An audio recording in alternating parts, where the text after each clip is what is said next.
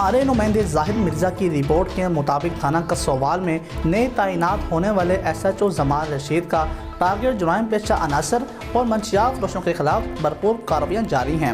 S H O زمان رشید نے اپنی team کے ہمراہ دبنگ کارروائی کرتے ہوئے گشت کے دوران مخبر کی اطلاع پر کامیاب کارروائی کرتے ہوئے 2 ملزمان کو گرفتار کر لیا اور ملزمان سے 1520 گرام چرس برآمد کی اور ملزمان کے خلاف مقدمہ درج کر کے پابند سلاسل کر دیا۔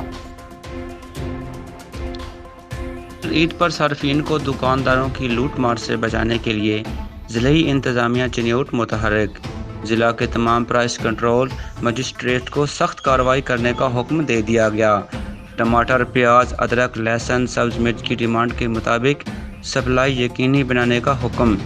Chiniot additional deputy commissioner revenue Imran Ismat Pannu کی زیر صدارت اجلاس۔ سبزیوں اور پھلوں کی نرخ کی ہر صورت مقررہ نرخ پر فروخت یقینی بنانے کا حکم۔ اس موقع پر اسمت پنو نے کہا کسی کو عوام سے لوٹ مار کی اجازت نہیں دی جائے گی۔ اس موقع پر اے ڈی سی آر نے کہا کہ ریٹ لسٹ نمایاں جگہوں پر اویزان نہ کرنے والے دکانداروں کے خلاف سخت ایکشن بھی لیا جائے گا۔